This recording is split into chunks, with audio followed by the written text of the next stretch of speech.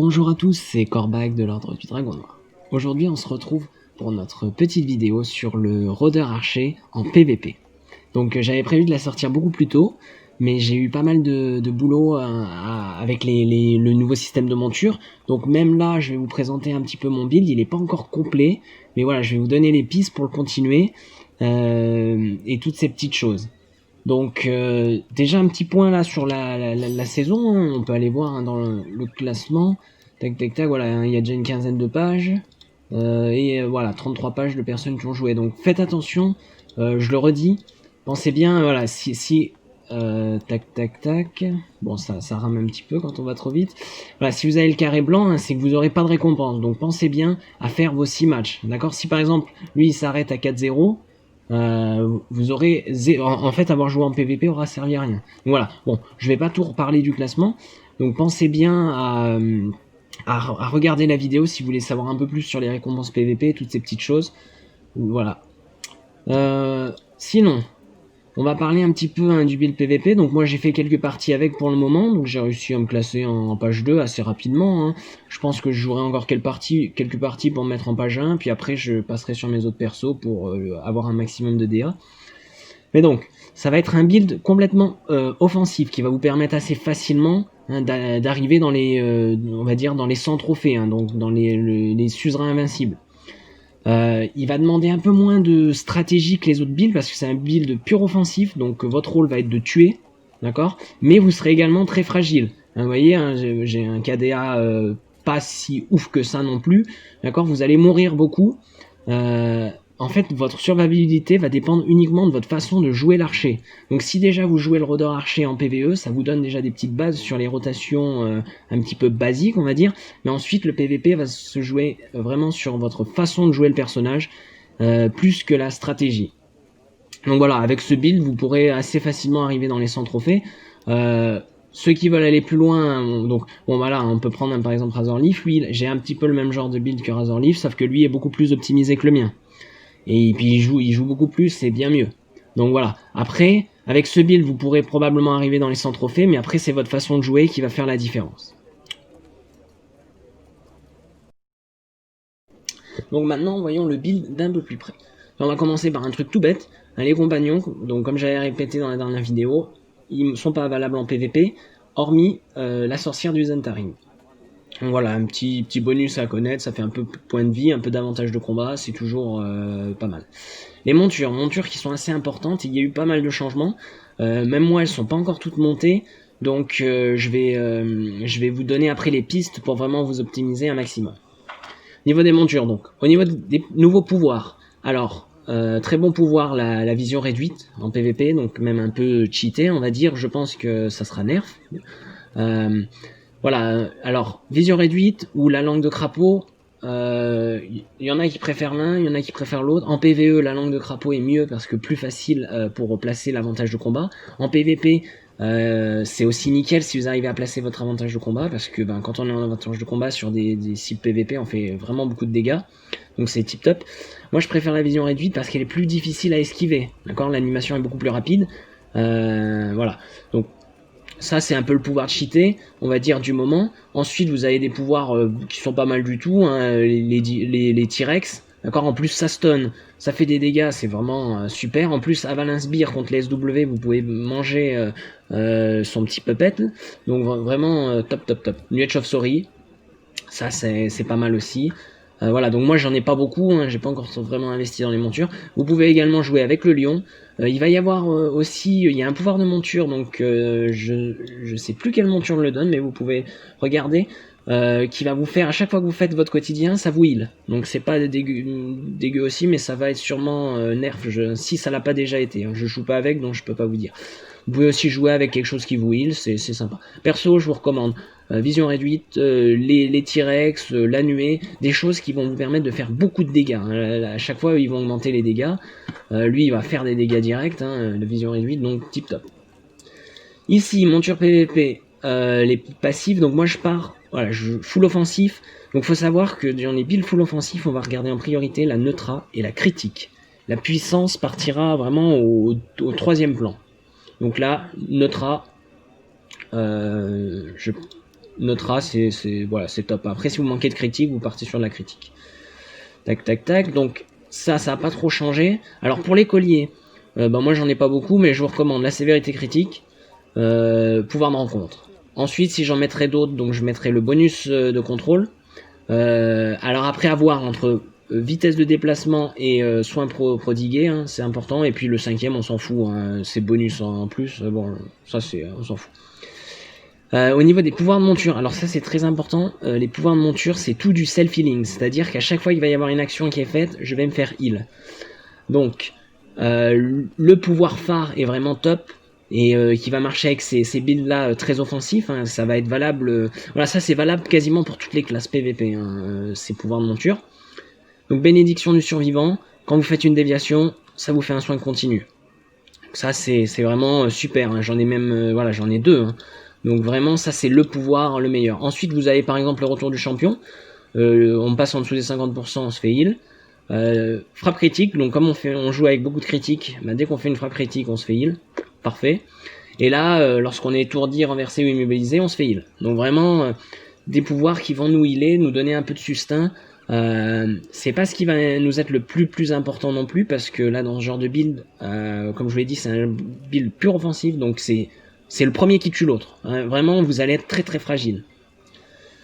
Les insignes de monture, alors moi je joue full initiative, donc ça donne critique déviation, voilà, parce que je veux beaucoup de critique pour faire très mal, et déviation parce que dans les builds full offensifs, hein, j'en reparlerai après, voilà, c'est les petits bonus là qui vont nous donner un peu de soins continus, et puis en ce moment, la déviation, la résistance aux coups critiques et les PV, hein, contrairement à la défense, pour contrer les grosses montures, hein, comme vision réduite, voilà, si vous déviez l'attaque, déjà, vous allez pouvoir calmer un peu le burst, subvenir au burst.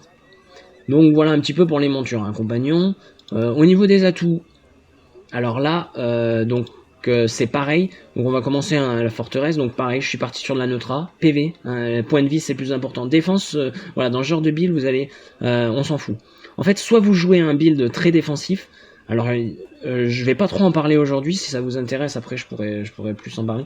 Build défensif, c'est valable, hein, sur toutes les classes, mais voilà, après vous allez pas faire de dégâts, et moi je trouve que sur le rôdeur haché, c'est un peu du gaspillage. Donc point de vie, et là j'ai mis bonus des potions de soins, d'accord, pour améliorer mes petites potions de restauration de soins supérieurs, c'est un petit plus, mais voilà, c'est pas ce qu'il y a de plus ouf. PVP, là nous on a les marques du tueur, hein, donc c'est par exemple, j'en reparlerai après, hein, j'en avais parlé dans la vidéo sur le PVP, hein, où acheter les enchantements de surcharge, vous pourrez faire plus de dégâts contre telle ou telle classe, voilà, ça c'est bonus. Atout PVP. Atout PVP. Là moi j'ai mis santé, voilà, parce que en fait les PV, comme je vous disais, hein, c'est vraiment le plus important, parce que si vous avez bien remarqué, tous mes pouvoirs de monture en fait, voilà, ils sont soignés à hauteur de mes points de vie max. D'accord, 10% de mes points de vie max, 5% de mes points de vie max, 1% cumulable 5 fois. Voilà, toutes ces petites choses. Donc, plus vous avez de PV, plus vous allez vous heal. Ensuite, je suis parti... là, j'ai laissé un peu de défense, mais là, je pense que je vais le virer. Tiens, j'avais même pas vu. Et pour partir, peut-être, pas de la puissance, probablement critique un peu plus.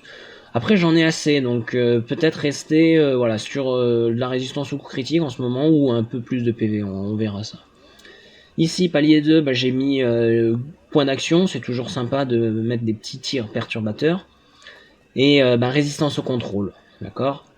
Vitesse de recharge, gain de vigueur, voilà, c'est viable aussi, vitesse de recharge pour un build, voilà, là, je dis le build rôdeur chasseur, hein, c'est un peu le build trappeur du PVP. Ici j'ai pris celui-là, renversement des rôles, un peu plus de résistance, mais celui-là est pas mal non plus, hein, donc comment dire, c'est un peu un anti-heal contre les healers, c'est sympa, c'est pas mal du tout. Donc voilà, l'un ou l'autre, les deux sont viables. Quand on joue full offensif, on peut partir plutôt sur un play profond. Voilà, un petit peu ces petites choses-là. Au niveau des atouts, donc puissance, voilà, c'est pas très utile, j'en ai mis un petit peu, parce que j'ai pas besoin de neutra frappe critique en plus. Je pourrais aller en chercher encore plus. Voilà, donc c'est possible, neutra frappe critique. Qu'est-ce qu'il peut y avoir d'autre de bien? Résistance au coup critique et la déviation. Défense dans ce genre de build, je recommande pas, ça sert à rien d'en avoir autant. Avantage de combat, ça peut être sympa. Précision, bof. Voilà, ces petites choses. Donc point de vie, très important, point de vie, neutra, critique, un peu de puissance si on veut en plus. Et sinon, j'ai rajouté moi les potions. C'est un petit plus aussi, c'est pas super important. Hein. Atout magistro, vengeance concentrée, là y a pas photo, c'est top, vous réduisez la neutra de votre cible, réduit sa précision, vous renvoyez une partie des dégâts, là c'est tip top. Sévérité critique. Et ici, j'ai mis bonus de contrôle, hein, parce que le chasseur en PVP, hein, ah oui, donc je vous disais, votre survivabilité, elle va dépendre uniquement de votre façon d'esquiver, de vous déplacer, etc. Mais en réalité, elle va aussi dépendre de votre façon à contrôler les adversaires. Donc bonus de contrôle, c'est ça de prix, c'est toujours pas mal. On peut aller chercher, qu'est-ce qu'on peut aller chercher, les soins, il me semble qu'il y a des soins reçus, bon c'est pas ouf, hein. 0,5%, 4 fois, c'est pas ouf, ouais, point d'action, pourquoi pas, mais vraiment, non, je recommence bonus de contrôle, comme ça, vous bloquez l'adversaire, et en plus, vous allez pouvoir l'empêcher d'esquiver votre vision réduite. On a fait les atouts, les pouvoirs. Pouvoirs, donc, c'est exactement le même build que le chasseur PVE, à quelques petites choses près, donc, tir d'entrave, flèche de constriction, donc ça c'est le build PVE habituel, et on va remplacer, on va prendre l'escapade de maraudeur, donc ça fait un peu de dégâts, hein, 420, 450, mais on va surtout s'en servir pour se placer, pour rentrer dans un combat, sortir d'un combat, voilà, comme je disais, c'est votre survivabilité, elle dépend uniquement de votre façon de vous déplacer et de combattre. Donc voilà, on va l'utiliser en fonction de quelle classe on affronte, pour kite un DPS, au corps à corps, ou ce genre de choses.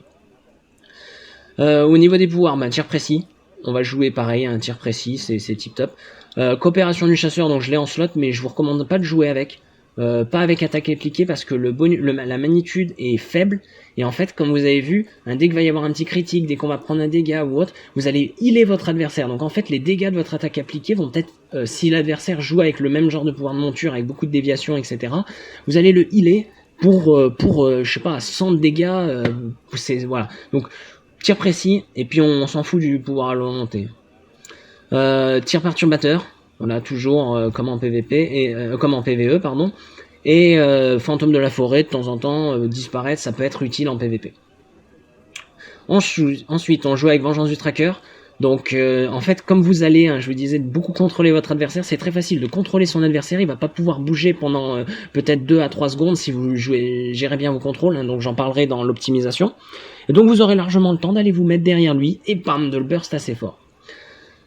Racine pour répéter, et en plus pour faire, comme j'en reparlerai pas trop, mais pour avoir le bug des 3 améliorations de Racine, et du coup contrôler encore plus longtemps votre adversaire.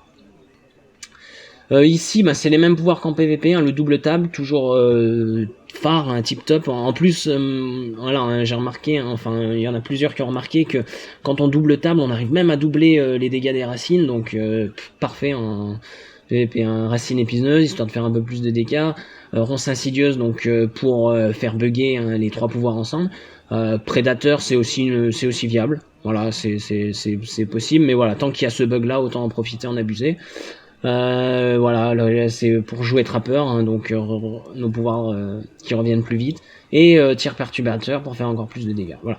Donc j'en parlerai un peu plus dans la rotation parce que les pouvoirs c'est à peu près pas mal les mêmes, hormis ça qui change. On va passer maintenant au stuff. Donc là, le stuff, c'est ce qui change le plus. Donc, au niveau de la tête, moi je joue avec l'homme d'offrande infernale, donc c'est le meilleur, je trouve, pour le rôdeur archer. Il y a plusieurs alternatives possibles. On peut jouer avec le casque de tic, les gardes du lion. Cycle de furie, c'est un peu devenu obsolète, c'est toujours viable, mais voilà, c'est pas non plus ouf. Le masque de Cormyr, j'aime un peu moins le masque de Cormyr parce qu'il me donne de la neutra et de l'avantage de combat. Donc voilà, pareil, celui-là il me donne de frappe critique, avantage de combat. Bon, ça va encore, mais alors, corne de Goristro à tester, parce que ça va me donner beaucoup plus de critiques. Je sais pas, à voir, mais voilà, ça me donne de la défense frappe critique. La défense, on s'en fout un peu dans ce build. Donc voilà. Donc voilà, celui-là, oui, donc je rappelle, j'en avais parlé dans la vidéo, on va chercher les items qui ont le plus haut score d'objet. Parce que plus ils ont un score d'objet haut, plus ils ont de la statistique combinée, et plus vous avez de statistiques en PVP. Comme les compagnons sont pas là, il faut que vous grattiez un maximum de stats ailleurs. Sinon, tout mon stuff, voilà, il est basé parce que le casque me donne de la neutra et de la frappe critique. En plus, le passif, bon, il est pas ouf, mais il est pas mal non plus parce que mon but, hein, c'est que les combats, voilà, hein, normalement, mon combat, il va pas durer plus d'une minute. Le but, voilà, c'est qu'en 10 secondes, vous arriviez à tuer 1 à 2 adversaires. Si vous y arrivez pas, voilà, il faut vous débrouiller pour y arriver. L'armure. Donc l'armure, c'est l'abysse. Hein, quelle que soit la classe que vous êtes, c'est l'une des meilleures armures. Donc bon, là le jeu est en français, mais c'est pas le passif est pas bon. Hein, donc c'est pas lorsqu'on inflige un coup de critique, mais lorsqu'on dévie. Et comme on va jouer avec pas mal de déviations, et comme on va voir le voile d'ombre, je reparlerai après. Et nos pouvoirs de monture, voilà, c'est tip top. En alternative, on peut avoir la garde du lion ou l'armure forgée de fiel. Donc là, je l'ai pas parce que c'est un peu plus défensif. Moi, je joue vraiment pur offensif. Poignée pique du défenseur. Pareil, un neutra, frappe critique, le passif qui est sympa, voilà, tip top. On peut jouer avec les gardes du lion, c'est fiable, mais voilà, c'est pas ouf, hein, parce que à chaque fois qu'on va se faire taper, on va perdre la puissance, donc et puis neutra précision, pas ouf. Ça, si vous voulez être un peu plus tanky, poigne garde du défenseur, c'est une option viable. Voilà. Au niveau des armes, donc cœur de lion. Alors, on peut cœur de lion ou céleste, donc. Dans ce build là, je vous recommanderais de jouer peut-être si vous les avez les armes célestes, parce que on veut chercher à tuer le plus vite possible et faire beaucoup de dégâts. Il y en a qui préfèrent les cœurs du lion parce que elles ont le bonus de 10% de résistance aux dégâts. Voilà, quand votre vigueur est vide. Donc comme on va beaucoup utiliser le shift, c'est vrai que on sera beaucoup plus résistant grâce à ce bonus. Donc à voir ce que vous préférez, les deux sont viables. Après, sinon en dessous, vous pouvez jouer avec la légion, les armes de la légion. Au niveau des au niveau des pouvoirs d'artefacts, hein, bien sûr, en matière précis. Et ici, sévérité critique et surtout le plus important, point de vie. Hein, là, on va pas jouer avec de la puissance, donc le mieux c'est d'avoir plusieurs sets. On va pas jouer avec de la puissance, mais on va jouer avec des points de vie, hein, pour avoir un maximum de points de vie, pour se faire mieux healer, pour pouvoir résister à un méga burst. Voilà. Je dirais que cette saison, il faut encore plus de points de vie, encore plus de déviation et de résistance aux coups critiques, si vous voulez survivre à des visions réduites ou des langues de crapaud. Si vous n'arrivez pas à les esquiver, hein, parce qu'il y en a qui les esquivent très bien, hein, en PvP, hein, même si c'est pas facile. Les bots, duel d'Armando. Elles sont tip top, voilà, toujours hein, ça me donne neutra critique et un peu de résistance, d'accord, parce que lorsque je dévie, je peux renvoyer des pourcentages de dégâts, bon, c'est pas mal. On peut jouer avec, alors, je les ai pas encore, mais il y aurait les nouvelles bots de volute d'ombre qui sont vraiment très bien, et je pense que c'est peut-être les nouvelles bis, parce qu'elles vont nous donner 10% de points de vie en plus, donc voilà, c'est pas mal. Donc voilà, Armando ou les nouvelles bots des chasses. Au niveau du set, hein, je sais pas si vous avez remarqué, je joue avec un set dépareillé, donc moi je préfère parce que je suis allé chercher les statistiques, neutra, frappe critique, voilà, les deux me donnent neutra, déviation, hein, c'est des statistiques qui me sont utiles. On peut jouer avec celui de Gezira, il est super aussi, surtout quand on fait un full burst, mais voilà, après ça donne précision, avantage de combat bien souvent, donc à vous de voir. À vous de voir. Puis en plus, moi, ça me permet de slotter ces artefacts-là, d'avoir un set dépareillé. Donc, voilà, à vous de voir. On peut jouer aussi avec le collier électrifié. Hein, c'est une option viable. Neutra précision, hein, avec le set. On rajoute l'artefact de trop brillant. Mais voilà, non, moi, je préfère un set dépareillé. Je vais gratter les max de stats que je veux. Un neutra frappe critique en pagaille. Et puis voilà. Au niveau des anneaux, ben, pareil, j'ai pris des anneaux qui me donnent neutra frappe critique. On va chercher un max ces stats-là. En plus, celui-là, il va nous donner 7500 de puissance pendant 10 secondes. Donc voilà, c'est en 10 secondes. Si vous jouez bien, le rôdeur archer est relativement fort en PvP en ce moment. Si vous jouez très bien, vous pouvez largement tuer 1, 2, voire 3 personnes en 10 secondes, hein, avec le rôdeur archer. Ici, pareil, un neutra frappe critique. Et puis les pouvoirs de rencontre qui sont augmentés, c'est sympa. Chemise et pantalon, bah, y en a deux qui sont viables seulement en PvP, hein, je trouve, parce que c'est les deux seuls à 1200 GS. Et comme on veut gratter encore plus de DPS, on joue avec ça. Surtout, ne jouez pas avec la restauration maculée d'ébène. Donc voilà à peu près. Au niveau des artefacts, alors, il y a pas mal d'artefacts qui sont viables en PvP. J'en avais fait la liste, donc n'hésitez pas à retourner voir la première vidéo sur le PvP. Sinon, moi, je joue un combo qui est assez fort. Donc, c'est Enclume de Gonde avec les 3 livres. Donc, c'est relativement fort. L'Enclume de Gonde, ça nous donne un peu de survivabilité. Et surtout, avec le set des 3 livres, le bonus des 3 livres va proc sur sur l'actif de l'enclume. Donc, vraiment très très fort. Ensuite, au niveau des enchantements, alors, tactique, soin reçu, hein, c'est très important en PvP. D'accord, hein, le soin reçu d'en avoir, parce que en fait votre soin reçu il va marcher sur vos propres heals, les heals de l'armure, les heals des montures, etc. Donc voilà, très important d'avoir des enchantements tactiques en utilitaire. Puis de toute façon tous les autres enchantements sont nuls en PvP, hein. Vous n'avez pas de compagnon, donc les sombres ils vous servent à rien. Voilà, donc en fait soit vous jouez avec des tactiques, même rang 9, on s'en fout, rang 8, rang 9, n'importe quoi, soit vous jouez avec rien en fait. Parce que tous les autres c'est comme si vous jouez avec rien. Enchantement d'armure, donc j'en avais parlé dans la vidéo d'avant. Voilée d'ombre, c'est l'enchantement bis du PVP, il n'y en a pas d'autres qui sont viables, ne jouez pas avec l'écorce. Si vous avez rien d'autre, il vaut même mieux un forgeam rang 8 qu'un écorce, hein. C'est vraiment pas ouf l'écorce en PVP. On peut avoir un enchantement de bataille elfique, un enchantement d'éclipse, mais voilà, comparé au voilée d'ombre, c'est du pipi de chat, hein. Vraiment, le voilée d'ombre, si... Alors pareil, hein, vous avez un voilée d'ombre rang 11, c'est moins bien qu'un forgeam rang 8, d'accord? C'est voilée d'ombre rang 12 minimum ou rien. D'accord, vous jouez sans changement d'armure, ça reviendra au même si vous n'avez pas le voilée d'ombre. Vraiment, c'est très très important, hein. Si vous n'avez pas le voilée d'ombre, voilà, vous jouez avec un forgeam rang 8, avec un éclipse, avec quelque chose d'un peu moins... le bataille elfique est pas mal aussi, pas pour l'archer, je trouve. Enfin, bataille elfique, ça peut être sympa aussi, mais voilà, c'est tout, ça reste, tous ces enchantements restent légèrement en dessous du voilée d'ombre. Et pour tout le reste que j'ai pas cité, inutile de les mettre en PVP, ça sert à rien.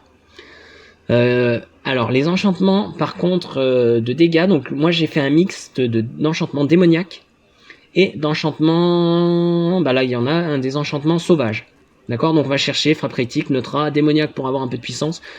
Surtout on joue pas, on essaye d'aller chercher avec des enchantements triple stat ou double stat parce que voilà, on veut gratter encore plus de statistiques possibles. On a fait le tour. Enchantement d'armes Vorpal. Alors, contrairement à l'enchantement d'armure qui, lui, voilà, voilée d'ombre et domine tous les autres, il y a plusieurs enchantements possibles. Donc, dans ce build-là, le Vorpal, c'est le meilleur. Par contre, si vous jouez sur un build un peu plus défensif, vous pouvez jouer avec l'enchantement de justice. Le fielleux est possible aussi, mais voilà, il est pas ouf parce qu'il marche pas sur vos racines. Voilà, donc, en général, Vorpal ou justice. D'accord, dans ce build pur offensif, c'est Vorpal sans réfléchir. On joue avec Vorpal. Tac, tac, tac. Renforcement d'armure. Point de vie. Hein, comme je disais, un point de vie, point de vie. Là, on peut jouer soit vigueur, soit avantage de combat. C'est comme on veut. Je pense qu'on a fait le tour du build. On va parler ensuite des rotations. Ok, donc, avant juste de parler de la rotation, hein, comme je vous disais, là, je vous ai présenté mon build de PVP. Il y a peu de vidéos PVP de build parce que voilà, ça c'est le build qui est valable là en ce moment que je vous parle, mais il peut encore subir beaucoup d'améliorations. Peut-être que d'ici 2-3 jours j'aurai changé des choses. En PVP on évolue constamment parce qu'il faut toujours s'adapter à ce que les autres joueurs jouent. D'accord. Et en plus, hein, vous avez vu, hein, j'ai que des enchants de 14, il me manque les montures. Voilà, il est en constante évolution mon build PVP, et il faudra beaucoup vous adapter aussi à ce que jouent les autres. D'accord. Pareil hein, pour les anneaux, hein, je vous ai dit ces anneaux là, les gros joueurs PVP ils vont avoir différents loadouts, hein, d'accord, en PVP, des plus tanky, des plus offensifs, des loadouts avec moins de neutra, d'accord, parce que d'avoir beaucoup de neutra, si en face vous avez je sais pas, 2 voleurs, 2 archers, un magicien qui joue full offensif, ça ne vous sert à rien, d'accord, donc vous pouvez gratter, aller gratter ailleurs d'autres stats. Donc voilà. Avec ce build là, vous pouvez monter facilement top 100, comme je disais, enfin dans les 100 trophées, mais ça là, il peut encore être largement optimisé, et normalement il faudrait qu'il soit modulable. Donc ça m'arrive des fois de changer d'anneau, mais voilà, avec ça vous pouvez faire le café quand même. Ça va être pareil au niveau des rotations, donc je vais vous présenter un peu les bases de la rotation. Ça ressemble beaucoup à celle PVE. Le truc, c'est que c'est difficile comme ça, donc là je vais vous donner un peu la théorie, et ce qu'on fera, c'est qu'après je filmerai des matchs, et là je vous expliquerai vraiment en pratique, et puis comme ça on apprendra aussi la stratégie PVP. Donc on va voir un petit peu, donc là pareil, hein, donc terre perturbateur, pour engager, pour faire proc les dégâts, De temps en temps pour embêter aussi, hein, ça fait pour interrompre un cast ou autre, ça peut être sympa. Mais voilà, en général, il y a peu de joueurs qui ont des castes. Hein. Donc en général, on va plus l'utiliser pour faire plus de dégâts. Et puis pour lui faire un petit dégât, hein, c'est toujours sympa. On va engager un tir perturbateur, flèche de constriction, tir d'entrave. Ok. Donc je suis ici, je fais tac. À chaque fois je double tape bien sûr. Hein. En plus je peux mettre quelques emote strike. Alors ça va dépendre. Si vous êtes si vous tombez sur quelqu'un de très squishy, vous faites ce combo, vous switchez tout de suite corps à corps. E, A, R. Et bien souvent il est mort. Ok. S'il est pas mort et qu'il fait peu de dégâts, vous pouvez encore, hein, pardon, non, surtout pas ça, hein, ça vous l'utilisez pas. Hein, vous repassez et vous faites quelques tirs. Donc maintenant, donc là c'est le petit truc basique. Hein. En réalité, ça marchera jamais comme ça. Hein. Très rarement. Vraiment, si vous tombez contre des joueurs faibles en PvP, ça sera possible. Maintenant, on va être un peu plus dans le réalisme. On va imaginer qu'ici, je joue contre un CW. D'accord, un CW, un SW, une classe corps à corps. Qu'est-ce que je vais faire Pardon, qu'est-ce que je dis Une classe à distance. Qu'est-ce que je vais faire Bah, je vais éviter de rester à distance. Donc, je vais faire le même combo dès le début, tac, tac, et tout de suite, je vais aller sur lui. Je vais essayer de me placer derrière pour faire proc hein, ma vengeance du tracker. Et puis, je vais placer des dégâts. Alors, vous n'allez pas rester immobile comme ça, d'accord? Il va falloir faire vos dégâts, tac, tac. S'il n'est pas mort, deux solutions. Soit il y a plusieurs adversaires, vous êtes en beau milieu d'un teamfight, hop, on ressort tout de suite, tac. Et là, on remet la sauce, tac, on y retourne, d'accord? On enchaîne. À chaque fois, on essaie de se déplacer. On essaie jamais de rester sur place, d'accord? Quand on fait ses sorts, hop, on chiffre, on bouge dans tous les sens, on regarde un peu autour, tac, tac, tac, on refait ses sorts, pap, pap. On y retourne, tac, ok, on change d'adversaire. Essayez d'analyser la situation et ne jamais rester immobile. Voilà, sur un distance, on va essayer de rester le plus souvent au corps à corps. On va même lui faire nos tirs, voilà, au corps à corps pour l'embêter. On en place un, on bouge, on en place un, on shift, d'accord? On bouge dans tous les sens, ok? Maintenant, si je joue contre une classe au corps à corps, donc deux solutions. Soit il est vraiment très squishy et je fais le même système, je le one shot. Enfin, je le one combo, on va dire, hein, vous n'avez pas les one shot. Ah oui, j'ai pas parlé. Hein. Une fois que vous l'avez stunné, vous pouvez balancer votre vision réduite, d'accord? Il peut plus bouger. Et pareil, hein, nos racines, c'est vraiment très important pour faire proc la vengeance du tracker. Hein. S'il est bien immobilisé, vous mettez derrière, vous faites plus de dégâts. C'est pour ça aussi que si vous n'êtes pas sur quelqu'un que vous pouvez one shot, vous pouvez rester un peu plus longtemps à distance et espacer vos sorts hein, qui proc les racines majeures pour le contrôler encore plus longtemps. Ok? Vous pouvez très bien faire votre flèche de constriction, notre tir d'entrave, mettre une 2 et ensuite aller dessus, ok? Et là vous faites proc un peu plus longtemps. Pareil, hein, ici, tac, tac, on peut rester un peu, hop, on peut bouger, hop, on peut sortir, d'accord? On sort de l'axe et on retire. Classe à distance, on va éviter on va faire l'inverse. Au lieu de rester classe au corps à corps, pardon, on va faire l'inverse. Au lieu de rester tout le temps au corps à corps, on va essayer de rester le plus longtemps à distance et on va essayer de kite notre adversaire. Hein. On va essayer de l'empêcher de nous toucher. On va lui mettre des petites flèches, tac, tac. On va, voilà, hop, il avance, tac, tac, on va l'embêter. On va essayer, s'il nous se rapproche trop près, un peu trop près, hop, et puis on part de l'autre côté, on le stun, on le bloque, on y retourne, d'accord? Hop, on s'en va, on lui remet des petits tirs, on bouge, on attend que ça revienne. On peut changer d'adversaire pour se téléporter ailleurs, pour l'empêcher de nous attraper, d'accord? Le but, c'est vraiment de bouger tout le temps. Très souvent, vous allez voir, c'est pour ça que c'est très important, n'est-ce qu'il n'y a pas la ruée du Marauder, très souvent, vous allez rentrer, faire des dégâts, repartir, rentrer, faire des dégâts, repartir, rentrer, faire des dégâts, repartir. Surtout, vous ne restez pas immobile et puis vous tapez. À moins que ça soit quelqu'un de très nul, d'accord vous restez à distance, mais non. En plus, c'est pas terrible. Ok? Voilà, beaucoup de mobilité, on rentre, on sort, on fait des dégâts, on one-shot, toutes ces petites choses. L'enclume de Gonde, on va l'utiliser quand on a plus trop de vie, quand on sait qu'on va subir un gros burst. D'accord. Aussi, si dès le début, au point 5, on sait qu'on va rentrer dans le teamfight et que là il y a trop 4 joueurs, on peut la balancer l'enclume de Gonde. Ok. Je crois que c'est à peu près tout. Hein, comme je vous l'ai dit, hein, c'est vraiment là, c'est que de la théorie. C'est difficile de dire comme ça parce qu'il faut s'adapter. Donc comme je dis, s'il est au corps à corps à distance, mais après il faut savoir aussi s'il a des gros bursts, il a plus du dot, hein, plus un SW qui va avoir beaucoup plus de, se rendre beaucoup plus de vie et nous tuer à petit feu. Il faut s'adapter à toutes ces petites choses. Le PVP, c'est l'adaptation qui compte. J'en vois beaucoup des fois qui vont dire le stuff, voilà, bon, il faut un stuff minimum. Mais même avec un stuff faible, hein, comme je disais dans l'autre vidéo, vous pouvez monter, vous allez peut-être pas être dans les dans les premières pages, mais vous pouvez largement avoir des bons résultats et avoir des bonnes récompenses quand même. C'est beaucoup votre façon de jouer qui va faire la différence. Les consommables, j'ai oublié, donc Capresse, je joue avec les Capresses, et ensuite je mets les 2 potions de soin. Pardon, les 2 potions qui boostent mes critiques, et celle-là qui booste un peu mes dégâts. Il y en a qui jouent avec la pastèque, c'est possible aussi, j'aime un peu moins, parce qu'en plus, bon, ça fait dépenser un peu de sous, hein, parce que la pastèque, c'est pas donné. Code de choix, ça peut être sympa aussi, point de vie et puissance, ou alors il y a l'équivalent point de vie critique. Voilà, ces petites choses. Pareil, hein, pensez bien à utiliser votre potion de restauration quand il y en a besoin. Et voilà un petit peu tout ça. Hein. Donc ce qu'on fera hein, après, donc là c'est plus théorie, je vous montrerai en pratique ce que ça donne vraiment, toutes les petites choses. Sinon, j'espère que ça vous a plu. Si vous avez des questions, n'hésitez pas à les poser dans l'espace commentaire. Et puis, si ça vous a plu, laissez un petit like et abonnez-vous à la chaîne du Dragon Noir. Et sinon, je vous dis à très bientôt pour de nouvelles vidéos.